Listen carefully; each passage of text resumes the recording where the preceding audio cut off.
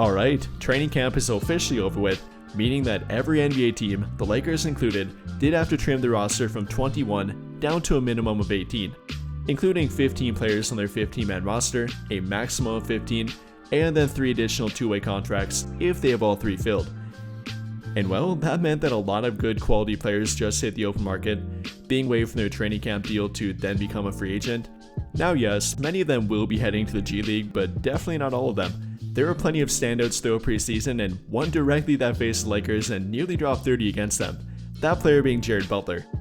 I've seen many Laker fans talking about him, following the Phoenix Suns surprisingly waiving him, kind of having to waive him to avoid the luxury tax and then sign Jordan Goodwin, another former Laker.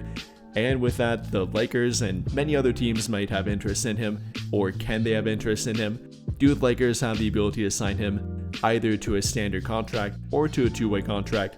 Maybe, maybe not. We're going to talk about that, talk about the 4 players that the Lakers waived today, if there's a standout among them, and maybe if they should try to retain one of them, and we're going to talk about that and try to break it all down here.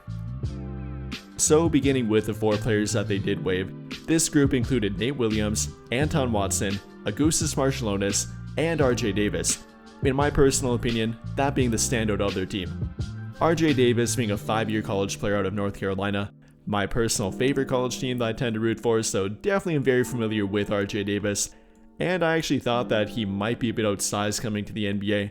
The speed might be a bit of an adjustment for him, and that he might not be a true standout from preseason or throughout training camp, but he definitely had some good moments to their team. Throughout preseason, playing 5 games with their team in which he averaged roughly 16 minutes per game, putting up 8.5 points per game, 1.4 rebounds per game, and shooting a very impressive and efficient 50% from the field and 3-point line as well.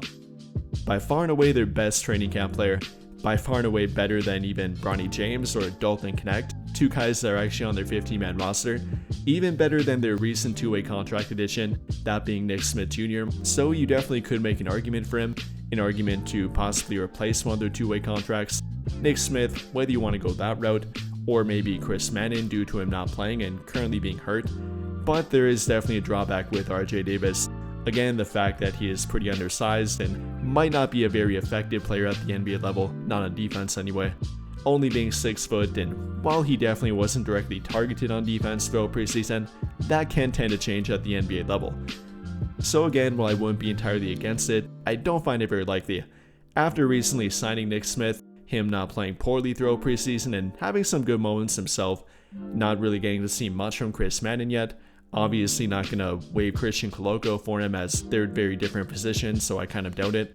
I don't really see that happening. I mean, maybe he might get picked up by a different team, but the good thing here is that he likely will stick around with their G League team, playing with the South Bay Lakers where they can further evaluate him, maybe in a Jordan Goodwin situation. If he plays well, then they sign him to a 2-way contract later in the year. But for right now, he won't be getting a 2-way contract, and likely won't be getting one from a different team. But that's the update with their training camp roster, trimming it down from 21 down to 17 players. Again, waiving RJ Davis, Augustas Marciulionis, Nate Williams, and Anton Watson. But like I said, the Lakers are not the only team who had to trim down the roster. Every other NBA team did too, and that meant a lot of quality players hitting the open market. And in my opinion, the one to point to by far here, really the standout of any non-15-man roster or 2-way contract player throughout preseason, definitely would have to be Butler. A guy that we're very familiar with. Again, he dropped nearly 30 points against the Lakers last week, not to mention it had been great for the Phoenix Suns throughout preseason, in roughly 21 minutes per game, putting up 15.5 points per game, 3.2 rebounds per game, 4.2 assists per game, nearly 2 steals per game, and then shooting 47% from the field and 35.3% from 3. And not only that, but he was actually pretty good at the NBA level last season too. In 60 games across both Washington and playing with Philadelphia, Butler put up 9 points per game, nearly 4 assists per game to only 1.3 turnovers per game, 1.8 rebounds per game, and shooting 45% from the field and 35.5% from 3. And while no, those might not be jaw-dropping numbers by any means here, they definitely are solid and I think validate what he showed throughout preseason, or rather the preseason validated what he showed last season at the NBA level, and that he showed he should be playing in the NBA again this season. However, the unfortunate part with him is that he is not 2-way contract eligible. Now entering his 5th year in the NBA, that makes him non-two-way contract eligible due to being over the 4 years of NBA background that is required to get a two-way contract. So unfortunately for Jared Butler, that does limit his contract opportunities. Not able to get a two-way contract, therefore can only be signed to a 15-man roster spot, either via non-guaranteed or guaranteed contract. But unfortunately for the Lakers, that means they are out on signing Jared Butler, as they cannot sign him to a 15-man roster spot because they don't have enough room under the first apron. And well, unfortunately for them, that does remain true until later this season. Until roughly mid-January, they are too close to the first apron to fill that 15th spot, neither with Jared Butler or any other player for that fact too. Whether they have 1, 5, 10, 15 years of NBA background, it doesn't matter, unfortunately. And the only way to get around that would be to make a salary dump kind of move, trading a player without taking back money or not as much money in return for that player, and I don't find that very likely for them, nor a very good outcome for them either, as that would mean having to salary dump somebody like Dalton Connect, Adu Thero, Bronny James, somebody like that with a small contract, and I don't think that would be worth it for them. Yes, again, I think Jared Butler played well throughout preseason, even played well last year in the regular season, but I don't think a salary dump move would be worth it for him or any other player that got waived either, not for a 15-man roster spot at least. But if you're talking about a two-way contract, then maybe you can make an argument for a different player to get one, rather than somebody they currently have signed to a two-way contract.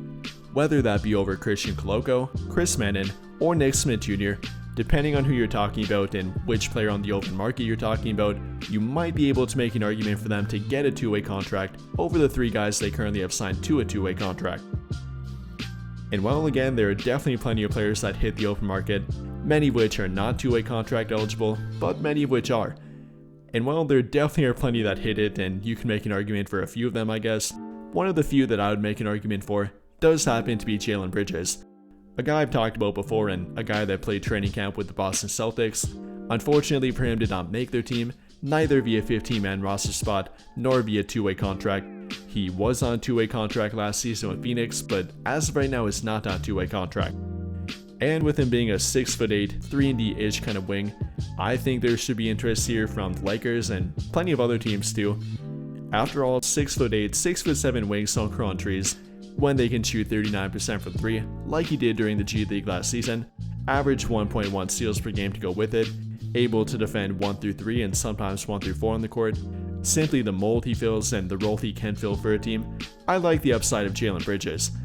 And with them not really having that skill set on their team, neither via two-way contract, let alone 15-man roster spot, I think that might be intriguing to their team. Again, plenty of other NBA teams too. 3-and-D wings are a hot commodity and likely will be for the foreseeable future, especially with guys like Luka Doncic, LeBron, Austin Reeves in your team that need that kind of archetype around them. I would definitely take a look at a guy like him, as again, they don't really have much of that skill set on their current team. But overall here, those are my thoughts on the 4 players Lakers waived from their team, or rather from their training camp roster that they had to waive. The waiving of Jared Butler from the Phoenix Suns, if the Lakers can or should look to sign him. Unfortunately, again, they really can't at this moment. If he's somehow in the open market until January, then definitely take a look at it, but again, unfortunately for them, they don't have a choice. They can't fill that 15th spot, and he is not two-way contract eligible. But then for additional two-way contracts, then maybe a guy like Jalen Bridges, but apart from that, I think their team is currently fine as is, and they really can't look to make another move, as they have all 3 two-way contract spots filled and cannot fill that 15th spot on their 15-man roster. So with all of that being said, what do you guys think? How do you feel about the Lakers waiving RJ Davis, Augustas Marciulionis, Nate Williams, and Anton Watson, along with the Phoenix Suns waiving Jared Butler? How do you feel about that, and was that the right move for their team, or for the Phoenix Suns for that fact? And how do you think the Lakers should navigate forward with that in mind? Let me know your thoughts in the comments down below.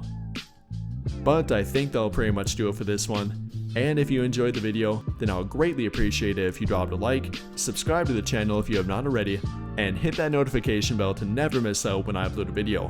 But as always, thank you for watching and have a great day or night.